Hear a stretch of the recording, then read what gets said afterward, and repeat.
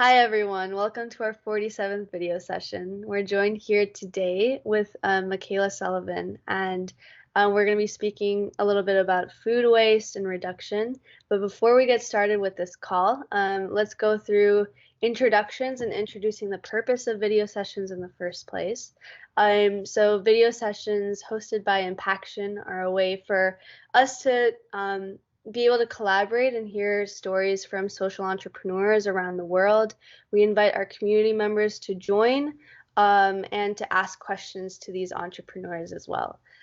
So we're always speaking to inspirational people, and we want our community members to be a part of that journey. So yeah, ultimately, that's a little bit about Impaction, the video sessions in particular. I'm going to introduce myself, and then I'll ask everyone to introduce themselves in 2 sentences or less, so you know who's on the call. So I'm Shivani. I'm the CEO of Impaction, and I'm based here in Chicago, Illinois. Dan, do you want to go next? Yeah, hi everybody. My name is Daniel Heiniger. I'm also based here in Chicago. I am the Impaction Outreach and Engagement Coordinator. Thank you. All right, Syed, do you want to go next? Okay, yes, this is me, Syed Saudwasan from Pakistan, and I'm serving as the Vice Chairman of the SAMS Pakistan. It's basically a consultation and training firm. Thank you. Thank you. Sam, would you be able to introduce yourself? Of course. Yay. Hi, I'm Sam. I work with 2 very wonderful organizations called Virtually United and Birdwell Solutions, and I'm very excited about this. Thank you. Thanks, Sam. It's good seeing you. All right, Mikayla, I'm going to introduce you, and then I'll let you take it away.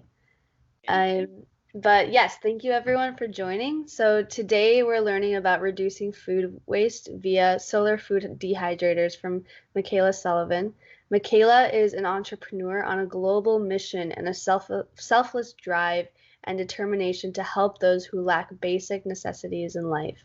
After traveling to over 20 countries and witnessing similar problems with food insecurity, she co-founded KinoSol, a social good startup focused on decreasing food waste via solar food dehydrators and educational programs.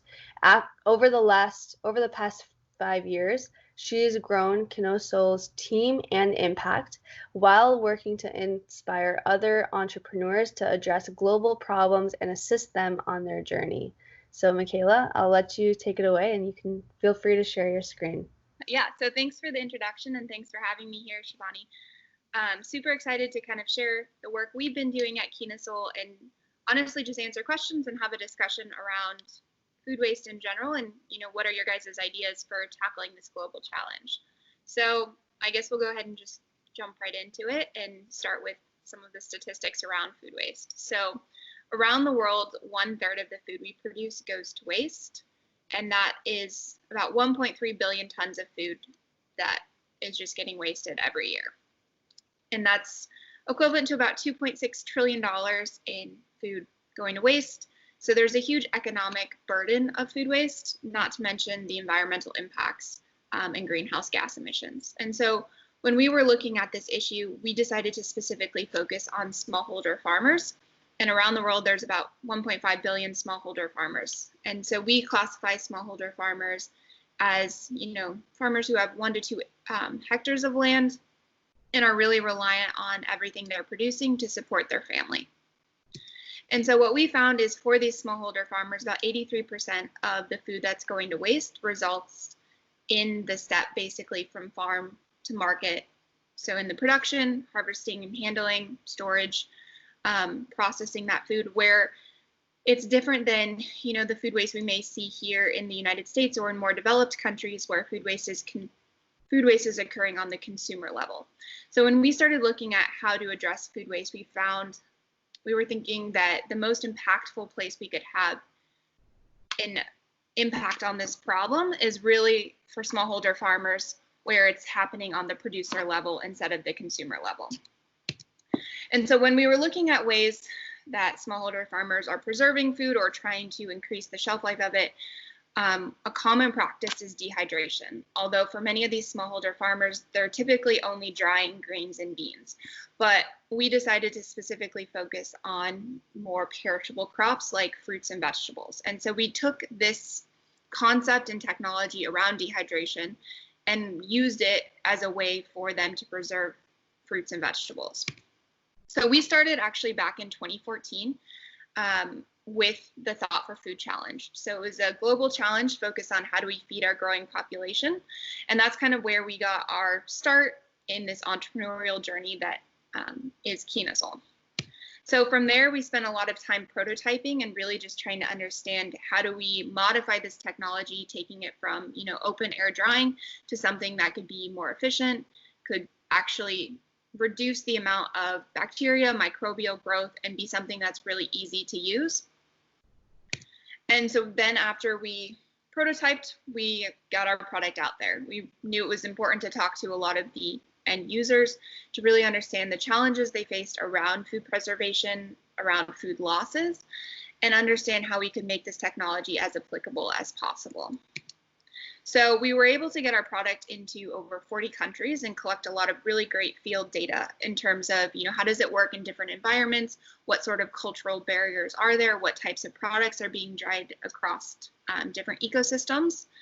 And we talked to over 250 smallholder farmers just to understand, how would they actually use this technology? What benefits could they derive from it? And we continued from there.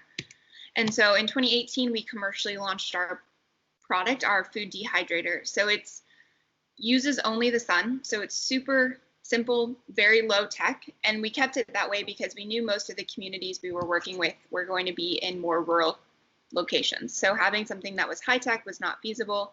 It was going to have to travel quite a long distance. But we wanted to improve the process of air drying. So typically when you air dry something, like you saw on the previous slide where you just lay it out in the open air, you end up losing a significant portion of what you're drying due to environmental constraints. So if it rains or pests getting into it, there's contaminants.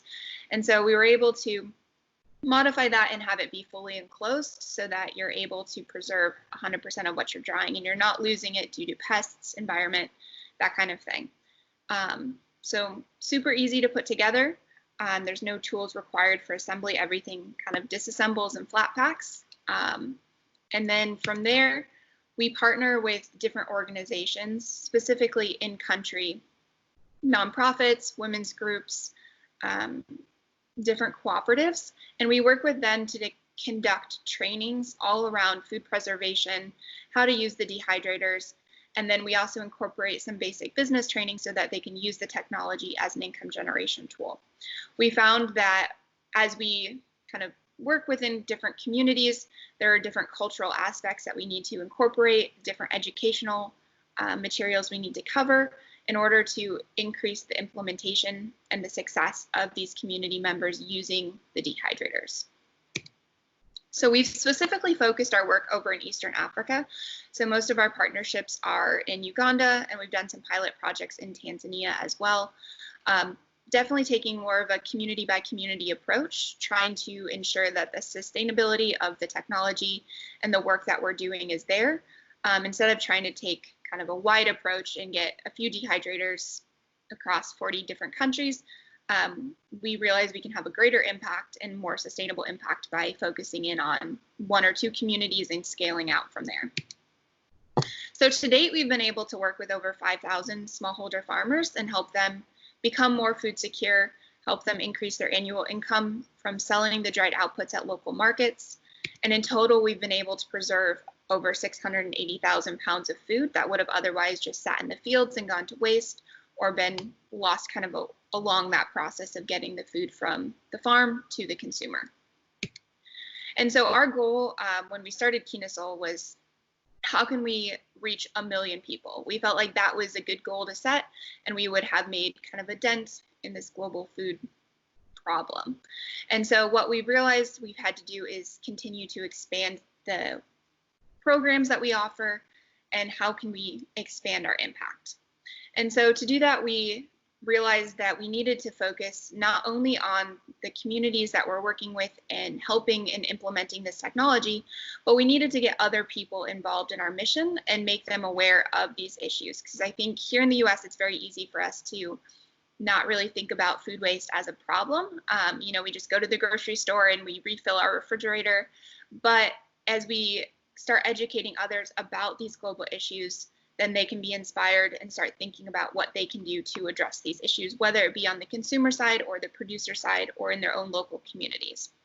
So last year we launched our social impact trips. So we partner with colleges and universities, taking groups of students over to Uganda to work with our team there, to work with our partners, and start to understand, you know, what does food waste look like for smallholder farmers, and learn about entrepreneurship and learn about starting a business. So the students typically are business students, and they serve as business consultants. So we work with kind of a various group of people. So they're not only learning about food waste and helping us with the community trainings that we do, but they also work with some of our other partners on different projects. So whether it be working with women's groups and helping them think through, you know, how do I increase the sales of the handicrafts I'm producing, that then supports sending young females to higher education, or learning about water purification and implementing water projects in different communities. So we're trying to show them that there's these global issues, and while they may not be as present in our local communities here in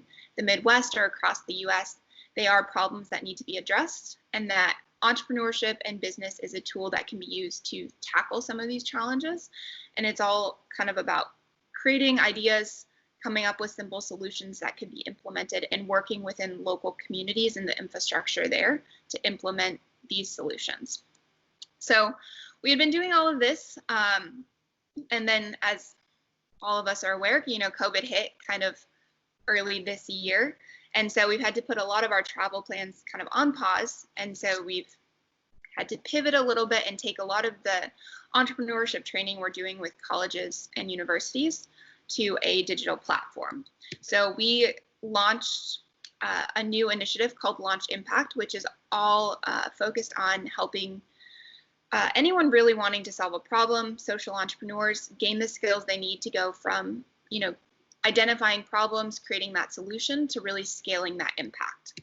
So we've got our first few courses out. The first one's out. The next one will be coming out soon. So it's really learning about how do you tackle these problems, whether it be, you know, a problem you see in your local community or a problem as big as food insecurity, and going through the process and the steps to start thinking about potential solutions and how do you implement them. So that's kind of what we've been doing to scale our impact. We realized, you know, it's not going to take just our idea of a solar food dehydrator to solve all of the food insecurity challenges around the globe. Food insecurity affects different communities in different ways, and so it's going to take a multitude of solutions to really make a dent in this challenge. And so by getting others involved in this mission, educating them and helping them think through how do they tackle it in their own community, will be one step closer to really helping reach that 1 million people that are positively impacted and helping them become more food secure. So that's kind of all I've got. I'm happy to answer any questions about KinoSol. Also happy to just have a discussion around, you know, different challenges of food insecurity in different communities, or ideas that you guys have for addressing food insecurity. Yeah. Awesome. Thank you so much, Mikayla. This was fantastic. And I have a question just to start off. Why did you all start in Uganda in particular? Why was East Africa a focus for y'all? Yeah, so we really focused in on East Africa because of the local partners and relationships we had built there. So a couple of the co-founders had done internships there. We had some really great local traction from local partners really buying into the need for this technology and helping us implement it. And then because the technology doesn't use any electricity, doesn't have any solar panels, it really works best kind of along that equatorial temperature where it's really warm, really sunny kind of most of the year. So the climate was pretty ideal for implementing the technology. And then it really kind of came down to the infrastructure we were building on the ground with local partners. That makes sense. And are you looking to grow to other areas in just East Africa, or are you looking to grow, or over to the West or in other places? Yeah, I mean, I think we're definitely always open to partnering with different organizations and expanding the impact. So we'll not really ever say no to looking at new partners or new locations.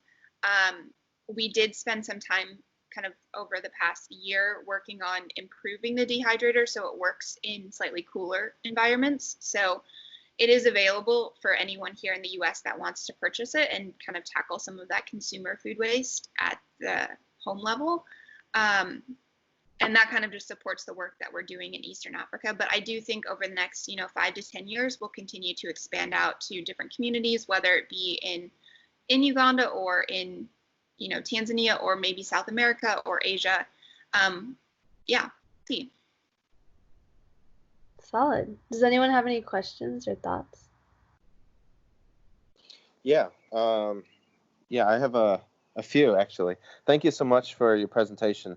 I really liked the consideration that you all had with the cost and the maintenance, and it seems like being able to ship and everything just kind of looks like it just pieces together. You don't need any tools. I think that was really great. I have a couple questions, like one for your, the cost of them. I mean, I'm sure it's pretty low cost, and you're considering the geography of where things are at, because you need a lot of sun for it since it's not using electric. But I'm wondering if, because I'm thinking ahead, like other partnerships you'd have. I'm thinking here of Chicago specifically. There's a lot of food insecurity because of the access to healthy foods right here on the west and south sides of Chicago. And I'm looking at, big wholesalers, big food distributors, and other things here in Chicago being able to have something like that, because their food does go to waste. Like, I have a good friend that has a huge vegetable and fruit distribution center. But anyways, I'm wondering, are your things capable of being, hooked up to be utilize electricity for the Midwest here in the States? And if not, what would the cost be? And then it's two-part. The other thing is like sponsorships. Do you have like a sponsorship program where you can sponsor a farmer and things like that? Because I think that'd be a really cool way to, get people involved. Yeah, in terms of using the technology here in the US, it's definitely designed more for an individual user. So it's not necessarily your large scale producers. And that's something that I think we've always kind of run into. A lot of, bigger organizations, whether it be food banks or kind of larger farmers or distributors, are always looking for something that they can use as well, that is, bigger, is higher tech. And I think in order to address that need, what we've kind of taken the approach with is we've partnered with a couple of different organizations, specifically in Uganda, that have larger scale dehydrators. So not trying to reinvent the wheel, but really just cross collaborate. And so we've got that partnership built up with Sparky Dehydrators in Uganda, and they serve kind of more your mid to large scale producers. And so as we're looking at larger farmers, specifically in Uganda, that's kind of the solution and the approach we've taken. I think in order to address food insecurity for larger producers here in the US, we would definitely need to incorporate some type of technology, whether it be solar panels or electricity.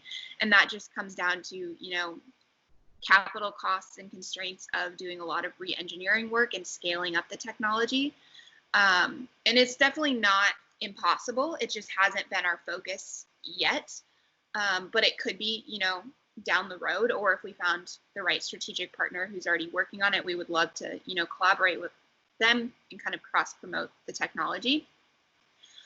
In terms of sponsorship, yes, we do have it available on our website where anyone can sponsor a dehydrator. And then we work with our community partners to implement that technology. So we typically don't just give the technology out. We don't think just giving technology out is the right model, especially in a sustainable approach. So there's always some monetary exchange, whether it's just kind of a nominal exchange. Usually it's a very low cost, somewhere between $5 to $10 for the farmer, and then they have to go through the training program.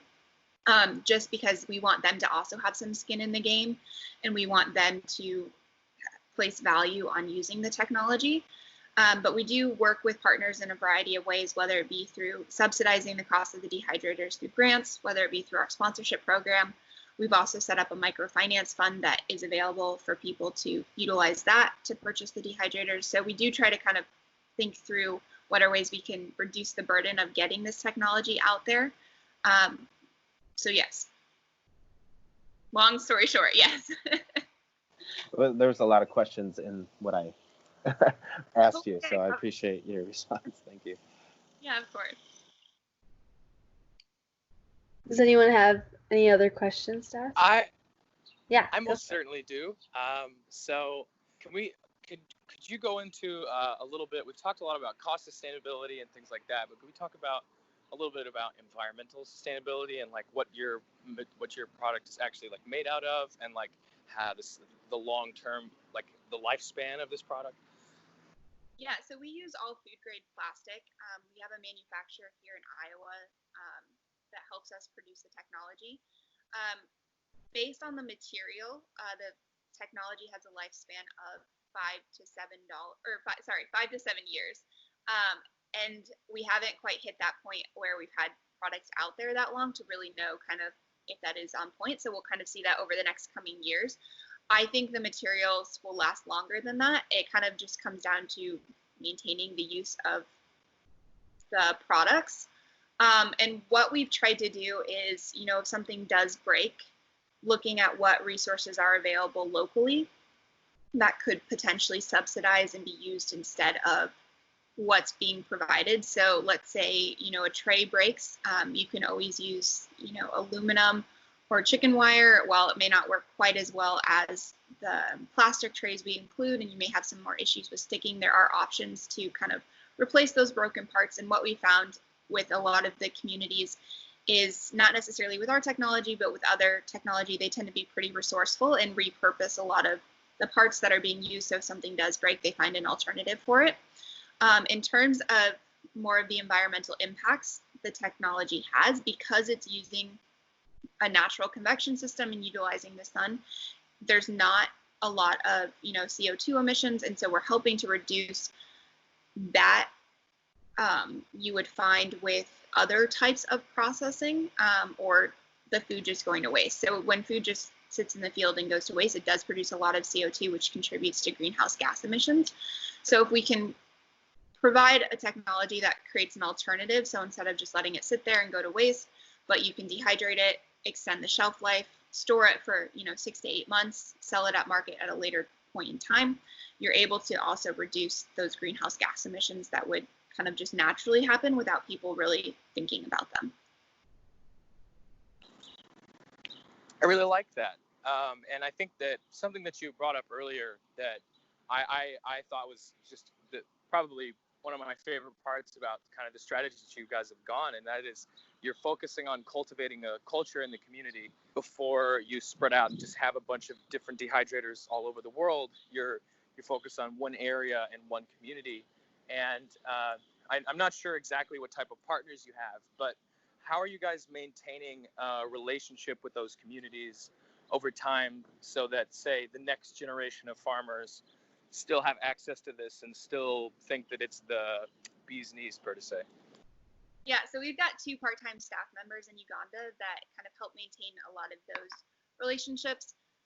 With our social impact trips, that's definitely increased our interactions with the community, not just necessarily in food preservation, but we want to be kind of that umbrella organization that's providing that support across the community. So even if it is just around, business training, or we have people attend our trainings and they take something away that they can use, whether it be selling local fruit at the market or it might be a handicraft business, we think there's a lot of value in continuing to support the community as a whole instead of just kind of nichely focusing on food and agriculture.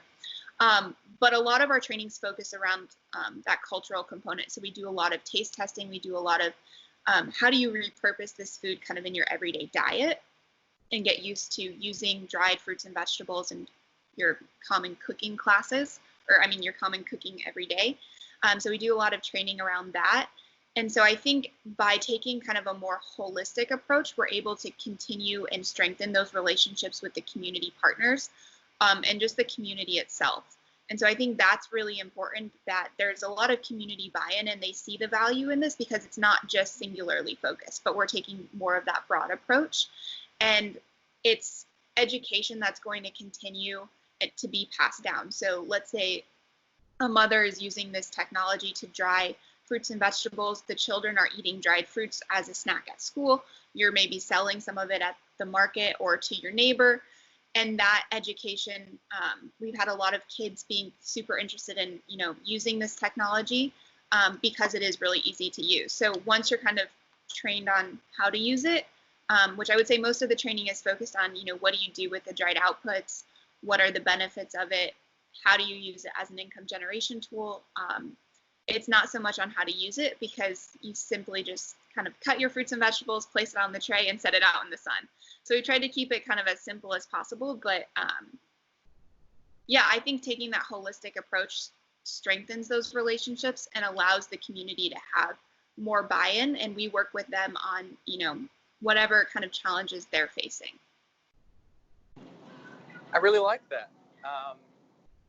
Have you guys done a lot of testing on like how the retention has been, and how of the folks who came to training and received these dehydrators, how many of them are actually going forward and using them, and making sure and keeping that stock for 6 to 8 months? Yeah, so we've done some work around measuring that impact, and what we found is a majority of the users are using the technology. The difference is just how often they're using it. So some of them are maybe using it once to twice a week. Some of them are using it every day. And so that kind of varies. And I think some of that has to do with maybe the level of training, or kind of what else they're doing, whether it be, they're using it just as a tool to dry the extra fruits and vegetables they don't sell at the market that day. Or maybe they have a larger field, so they're using it every day because, all of their tomatoes came into season and it's really not economical for them to try to sell it at the market, but they can dry it instead. And so I think the retention has been really good, especially since we've incorporated more of that community training into it. When we started, we were really just kind of reliant on our partners to implement the technology, and we realized that really wasn't working. There had to be some sort of education and training incorporated into it. And that's allowed for it to be much more sustainable and allowed the retention rate and implementation rate to be much more successful. Awesome. I'm glad that you guys have taken some time to look at what the community response has been on a longer term scale. And I'm assuming that you guys will continue to do so in cycles. So can you tell me a little bit about like the community partners themselves, and like what exactly like the types of groups these are, and like who exactly like within these communities, like what role those organizations like function as within a community? Definitely. So we've partnered with a couple of different communities across Uganda. And what we found is by working with kind of the community leaders, so whether it be, I guess it would be kind of comparable to like a mayor of a town. That's not exactly the term they use, but similar to that, or working with kind of prominent groups within the community. So one of the communities we work with, there's a very strong presence of a women's group, and they work with a lot of single mothers. They work to send young girls to high school to continue on their education. And so by working with groups that are invested in the success of that community, we found that to be kind of the most fruitful partners, as well as then just working with different smaller kind of grassroots organizations. So whether it be, a cooperative of smallholder farmers that maybe all sell coffee or produce coffee, or, that is their main source of income, but then they also have fruits and vegetables that they're producing. Or whether it be kind of a local startup that is there to support the local community. We worked with kind of a wide variety across the board. So women's groups, kind of community leaders, leaders of different projects within the community. So one of the communities we're working with one of their main goals is to get a water project set up. So they've created a pump and a well, and they want at some point to have water in every household instead of them having to hike about a mile or so to go get water from the stream every day. We've also worked with different startup companies that are kind of in the same space. So one of our key partners, they produce vertical gardens and are focused more on urban farming. So we work with them kind of on collaboration to work in more of that urban setting to kind of educate your everyday consumer. In capital city is Kampala, and most of our work is kind of on the outskirts of that. And so by partnering with them, they're working on helping families in the community grow products, and then our product kind of meshes very nicely that once you grow it, then you can dehydrate it. We worked with different kind of schools looking at opportunities to implement the technology in different like school gardens or as an educational tool for kind of your, I would say kind of like middle school-esque age group. Yeah, so kind of a wide variety of partners. What we found is the most important thing is that they do have buy-in within the local community, and they're invested in the success of that community, and they built out those relationships. So we work with them, and then because they're already kind of ingrained within the community, we're able to better understand, you know, what does this community need? How can we continue to support them and help them? And then we really look at communities that identify food waste as an issue. We don't want to just take the product in there and drop it off, but we want them to be invested in wanting to solve this challenge where they're seeing a lot of food going to waste. And so they see value in bringing this technology in and having their community members learn how to use it. And so that's really what we look for in our partnerships. That's really awesome. I think that's all the questions that I had at the moment. But thank you so much. That was a very thorough answer that not only hit on the question that I asked, but also the follow-up question I was going to ask. So awesome. Good. Yeah. Mikayla, I wanted to learn, what are some of the surprising challenges that you faced in launching and even executing on your mission? Something that you didn't see coming? Oh, that's a good question. I think we've had a lot of kind of learning lessons along the way, both from how to actually build this technology. When we started, none of us were engineers, none of us were food scientists. So we really had no idea how we were going to build this or if it was even going to work. And so we had a lot of help from different faculty members, friends and families, woodworking shops, different local manufacturing partners. So that was definitely kind of a challenge and a surprise of like, hey, we actually did this. And I think as someone wanting to solve a problem, sometimes not knowing, I think is actually the best, where I think had we, you know, one of us maybe been an engineer, we would have been a little bit more constrained in that like engineering mindset, where because we weren't formally trained to be an engineer, we had a lot more kind of creative outside of the box thinking. I think some of the other challenges we've run into really is kind of learning how to build out a partnership network and really what to look for in partners. Shipping has always been kind of a interesting lesson learned, is how do you get your product over there? That's definitely been a challenge, and we've been fortunate enough to partner with different organizations that have kind of helped us figure that out along the way. I think overcoming some of those cultural barriers around, you know, educating people about eating dried products. While they're used to drying grains and beans, drying fruits and vegetables is something that is kind of a foreign concept for a lot of people. And so that's where we incorporated a lot of tasting, testing, cooking classes, that kind of thing. Yeah, I think those have all been kind of big, good learning lessons along the way.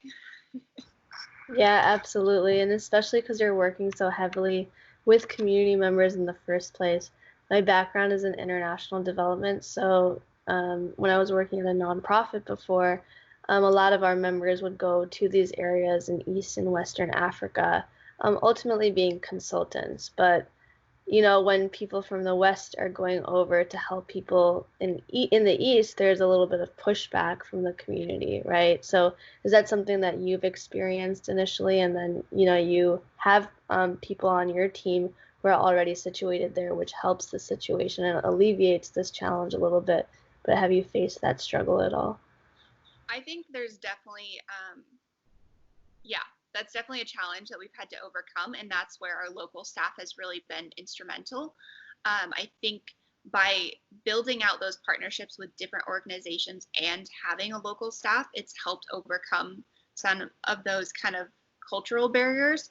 And then just the approach that we take, as most of the times when we work with a new community, we spend time just going in and listening.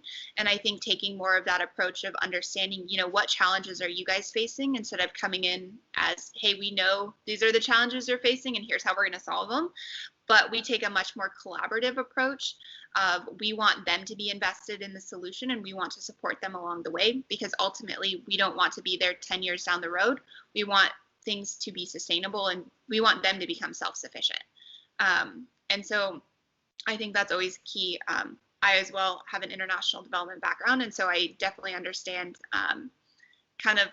I think a lot of people from the West have a very, their heart is in the right place, but understanding, what does this community need? You kind of just have to take a step back and remove yourself and realize that they really do have the solutions themselves.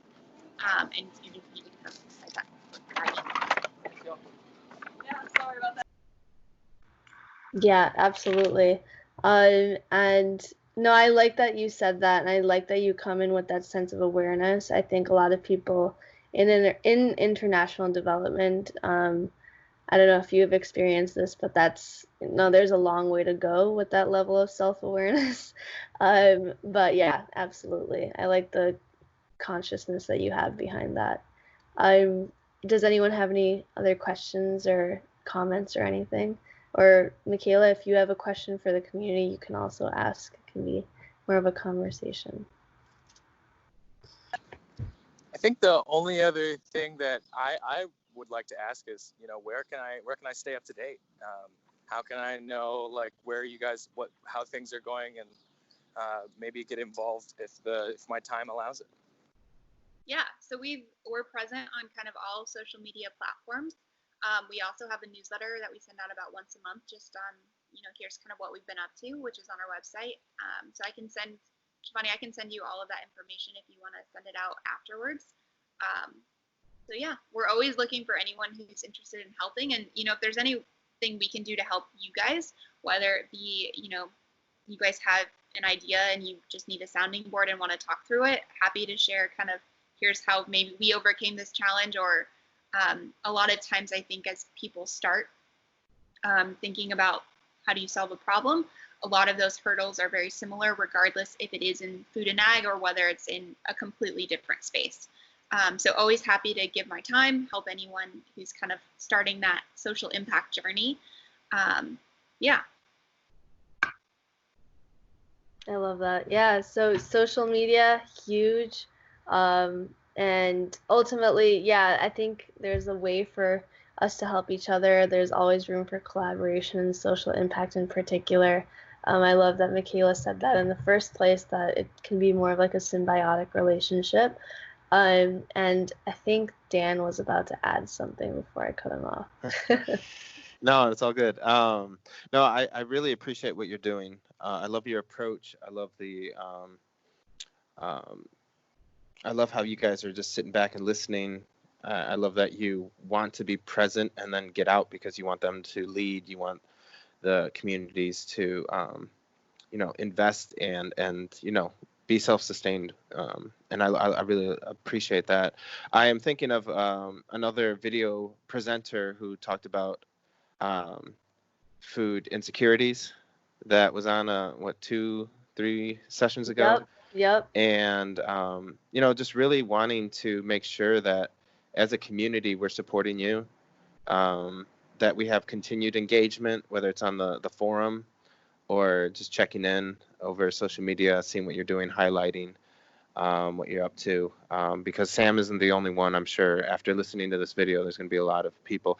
My mind's going 1,000 miles an hour thinking about the whole upscale in need of what you guys are doing. And I know I'm getting away from things with my imagination, but I'm really hoping that our community sees this and sees how they can adapt here in the States. And a lot of the community garden network, especially here in Chicago, that I'm aware of and a part of. And I just, I just really hope that there's continued engagement moving forward. And we'd love to, hear back from you. I'll be following your newsletter, so I'll see the highlights. But I'm really hoping that you get the support, from us as well. Of course. Yeah, super excited to be engaging with you guys, and I'm glad Mason made the introduction, Shivani. I think what Absolutely. you guys do is awesome, and I think as more people kind of look at social impact work and entrepreneurship and looking at how business can tackle some of these global challenges, having that community is so key. And whether it be helping each other through the struggles or being there to support each other when you do have big successes, I think that's super important. Yeah, absolutely. And we have a couple of connections, like Dan said, that are working in a similar sector as you, specifically with actually Dehydrators. And I told you about AgriCycle before. I think you guys are already connected. There are 2 others in our network. So Dan and I will work to, connect you with them as well. But that sounds awesome. Guys, do you have any more questions before we wrap up?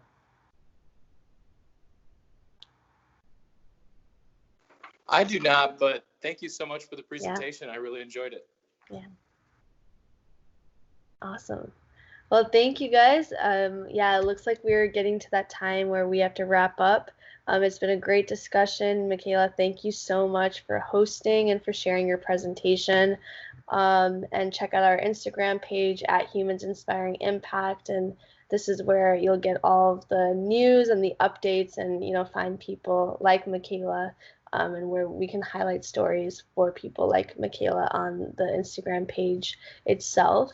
And if you have anyone else who you think that would want to join some of these sessions, please feel free to refer them. We're just looking for, spreading positivity around the world, and especially during these times. So thank you so much, and see you next time for the next video session.